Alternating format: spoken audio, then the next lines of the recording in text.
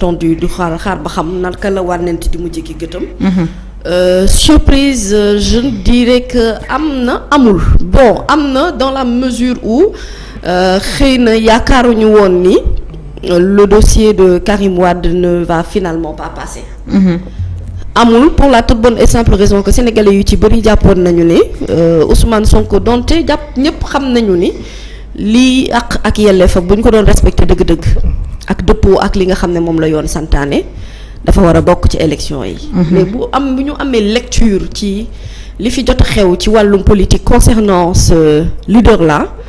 di Ousmane Sonko ñi war nañu mën a clairement comprendre ne la stratégie était que tout simplement Ousmane Sonko bañ a bokk et finalement Ousmane Sonko bokkul ci li nga xamante ne moom la conseil constitutionnel décidé. nii par rapport ak jugement bi ñeel Mambay ci loolu daal la war a wéeru pour mën a écarter ki nga xamante ne moom mooy candidat boobu di Ousmane Sonko maintenant écarter boobu nag je vois beaucoup de journalistes utiliser ce mot ce verbe qu'on fasse très attention à la définition justement du mot écarter parce que ce n'est pas parce que il ne fait pas partie de la liste des candidats yi jongante ci élection présidentielle yi que Ousmane Sonko bokkul tey la gën a bokk. et loolu xëy na wuñ ci gënee xuus sax dinañ ci gën a ñëw. maintenant Karim Wade je pense que Thierno Alassane Sall a réussi son coup. Si vraiment l'objectif était que Karim Wade bañ a bokk ba décidément bokkul finalement. Pour des raisons yoo xamante ne je le comprends un tout petit peu plus je m'explique. J'ai toujours dit que Karim Meïssa Wade est un candidat boo xamante ne à la limite candidat fantôme. maanaam bokk na. xam nañu jëmmam xam nañu doomu maître Abdoulaye Wade la. Qui est un éminent homme politique. Qui a été un grand chef d'État pour le peuple sénégalais. Mais qui malheureusement bokk na ci li créé chutu papam mooy Karim Wade émission bi mu def ci biir gouvernement bi. Et que beaucoup de Sénégalais n'ont pas apprécié. Finalement je me demande est-ce que Karim doit faire de la politique ou est-ce que c'est le moment pour lui de faire de la politique. Parce que munoo génnee li nga xamante ne moom mooy échec u papam tuuru Karim Wade munoo ko ci génne daf ci participer ci lu bari. moo def ak deful nag benn coup rek a ko àtte ci réew mi muy créé. bu mu ci jógee àttewaatul keneen. Par la suite il s'est exilé dem Qatar. Et c'est quelqu'un qui a été très absent. Par rapport ak li Sénégalais yi di dund. depuis très très longtemps. bu jubee tey am ay élections présidentielles mu am ay ambitions mënuñu ko tere. mais li ñu ko mën a reprocher mooy le fait qu'il n'ait pas été là. quand on a eu besoin de lui. ñun ñëpp on s'est dit est-ce que Karim veut réellement être président parce que nag wax dëgg yàlla. mënoo ne yow damaa bëgg bokk ci ndab li te sama loxo du ci takk du ma niin. loolu mënu ne boo bëggee défendre li nga xamante ne moom mooy cause sénégalais yi. il faut que nga ñëw fi nga xamante ne fa la sénégalais yi ne. di jànkoonteeg li sénégalais yi di dund. bon il n'a pas été présent ñàkk présence am boobu bokk na itam ci li nga xamante ne moo ko jural échec u tayam bi. parce que combat doo bàyyi ba ci cappaandaw gi nga koy door a mëne. doo bàyyi ba ñuy aborder dernier virage bi à la limite ngay door a génne yenn traits de ta personnalité. On a besoin de retrouver un chef d'État boo xam ne sénégalais dañuy identifier wu par rapport ak moom. donc ça c'est pour man c'est la première cause beneen bi mooy cette question de double nationalité qui a été agitée et pour moi la France en voulant mettre une main un peu ci li nga xamante ne moom moo nekk ci géopolitique bi. su fekkante ne rendre service la bëggoon ak Karim Wade c'est le contraire qui s'est produit. Et moi je me demande et je me suis toujours posé la question si la France attend jusqu'à ce que le Conseil constitutionnel doit publier une liste définitive et que ñu mën a introduire recours pour que aujourd'hui ñoom ñu mën a statuer sur la nationalité ou la double nationalité de Karim Wade. C'est un problème pour quelqu'un qui nous a dit depuis 2019 qu'il a perdu sa nationalité. Donc est-ce que Karim nous a tenu un discours de vérité? Est-ce que wax nañu dëgg depuis le début? Donc en plus d'être absent, c'est quelqu'un à la limite boo xamante ne man su ma doon sax ñenn ñi duma ko yemale foofu dinaa gën a xuus ba gën a gëstu ba xam ndax réellement parjure am na et bu amee c'est-à-dire quel est ce manque de considération vis-à-vis des Sénégalais pour connaître ku buy wokk ci élection ku ne xam nga règle yi nga xamante ne foofu nga loolu moo lay tënk pour que yow nga mën a bokk tout en sachant que il a une double nationalité pour moi avant ngay dugg ci yenn géew yi dafa am lu bëri loo xamante ne da nga cee war a waajal sa bopp moo tax politique nag parfois dañuy wax rek waaye gis nga expérience da cee baax expérience bi tax nga mën a xam yow booy dugg ci politique nga xamante ne c'est une activité ici au Sénégal qui vraiment pour le faire il faut avoir beaucoup de courage il faut avoir la force de ses idées mais surtout il faut avoir beaucoup de transparence et il faut être véridique parce que maintenant ni ñuy defee politique ci réew mi ak ni ñu ko daan defee avant c'est diamétralement opposé la jeunesse d'aujourd'hui prône li nga xamante ne moom mooy dëgg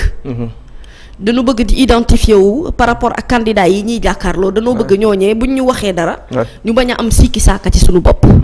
mais Karim a commis beaucoup de fautes le Parti démocratique sénégalais je me demande jox ma merci jërëjëf Parti démocratique sénégalais laaj bi mooy naka la ñu mënee nekk cuune à ce point ci parti boo xamante ne yàgg na ci wàllum politique ci parti boo xamante ne à la limite mën na jàngal ñiw tàggat ñi ci wàllum politique parce que école de parti la école la boo xamante ne ni man rare na ou boo presque mën naa wax ne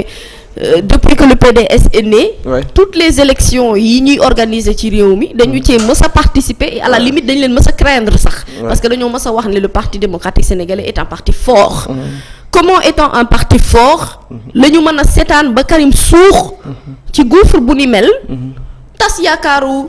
ay militants yu bari yu féete ci wàllum Parti démocratique sénégalais tout ça parce que il n'y a pas eu un dialogue franc un dialogue clair il n'y a pas eu de prise de responsabilité il n'y a même pas eu de prise de risque Karim Wade n'a pris aucun risque pour être candidat aucun on ne parle pas de ce qui s'est passé en 2019 parce que loolu ñëpp jàpp nañ ne tooñ am na ci forme d'injustice am na ci parce que sénégalais ci yërmandeem moo bëggul yenn xeetu tooñ yi à la limite wala bëggul yenn xeetu atte yi mais pour man Karim bu doon ñëw dafa waroon ñëw vraiment en posture de guerrier de quelqu'un qui est prêt à tout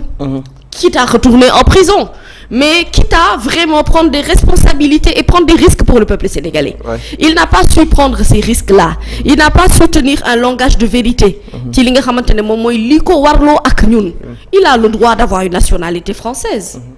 kenn mënu ko reprocher ku juddoo France kay am kayitu tubaab wax dëgg yàlla mais nag bu fekkente ne da nga cee renoncer wax ñi ne renoncer naa ci depuis 2019 mënuñu toog ba 2024 attends à le 16 janvier benn kilifa ca France bi nu wax ne perdre nga sa nationalité alors que yow mii mu concerné di ndeyi mbi liggéey nekkul discussion boo xamante ne oser nga ko soulever oser jàkkaarloo ak ñi lay duut baaraamu tuum na oser avoir le courage de quitter ce beau pays le Qatar pour venir ici au Sénégal et régler tous les conflits donc à la limite j'ai envie de dire que li ko dal munu ci mere kenn ku dul boppam munu ko jiiñ kenn ku dul boppam il a une très grande part de responsabilité par rapport à ce qui lui est arrivé politiquement parlant et voilà le Conseil constitutionnel a statué sur le cas maintenant sur le cas de Ousmane Sonko dëgg la Bassirou Diomaye Faye égale Ousmane et je pense que Ousmane à la limite j'ai presque envie de dire que c'est un visionnaire parce que nit la koo xamante ne à chaque situation il a su apporter les réponses politiques qu'il fallait je l'ai dit depuis le Cap Manuel ce monsieur-là il gère la politique sénégalaise d'une main de maître wax na leen ne leen ni yéen sénégalais yi préparé wu leen parce que toutes les hypothèses seet naa ko xool naa ko gis naa ko te xam naa ci situation bu ci nekk nan laa war a réagir quand il a mis au devant de la scène la candidature de Bassirou Diomaye Faye bon ñi daw nañu riiri ci Bassirou naam mais à la limite automatiquement dafa def benn stratégie de protection li ma jàppee stratégie de protection Nabokor mooy autant lancer de parrainage bi les gens se sont rués pour aller parrainer Bassirou Diomaye Faye, automatiquement il a fait cesser la polémique en leur disant qu'il n'y a pas de plan A, Z, B ou le W. Il y a qu'un seul plan, c'est Ousmane Sonko. Et je pense que moom tamit sax wax dëgg yàlla bokk na ci nit ñi nga xamante ne xëy na gëmoon na ni bu yeggee ba conseil constitutionnel nga xam ne ñoom àtte dëgg rek moo leen fi war a mën a nekk. Et puis kenn ku ci nekk li ak yelleefam ñu respecté ko sans pour autant ñu xool ne kii dafa am benn caractère boo xamante ne caractère opposant la wala am na benn position bu ci war a mën a am li ci mënti nekk rek mooy lii warloo ak yoon ñu dëppoo ak yoon. Toutes les décisions de justice yi nga xamante ne jot na fi jàll ont été en faveur de Ousmane Sonko. Donc aujourd'hui 20 candidats yoo xamante ne nii on peut couper si tu veux Nabou la poire en deux parce que naturellement on voit distinctement les candidats yi nga xamante ne mën nañu jàpp ni xëy mën nañu sori. ci élection yi. am na ci ñoo xamante ne bokk nañu ci c'est mérite la.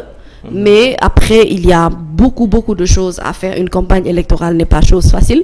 Il faut encore réussir à convaincre les Sénégalais. Et comme je le dis, les cartes sont toujours entre les mains de ce monsieur Ousmane Sonko là. Qu'on le veuille ou non, c'est la situation bi nga xamante ne moom moo prévaloir en ce moment. Maintenant on attendra de voir des hommes comme Pape Djibril Fall, une femme comme Anta Babacar Ngom, comme Rose Wardini ak ñeneen ñi nga xamante ne ñu ngi ci biir liste bi. Comment ils vont faire pour se démener comme de beaux petits diables pour sortir la tête hors de l'eau et jàkkaarloo ak des leaders yi nga xamante ne bu ngeen jàppee ne ñu tuuti lañ ndax ngeen seen bopp lool par rapport ak stratégie bi intelligence bi nga xamante ne nañ ko ci wàllum politique bi pour élire un nouveau président. jërëjëf Adjaratou Mamy Sidi Mokhtar ban jàngat nga am ci li conseil constitutionnel fësal ginnaaw publication liste définitive bi nga xamante ne mooy candidat yi war a jongante ci présidentielle bu 2024 éliminer Ousmane éliminer kii di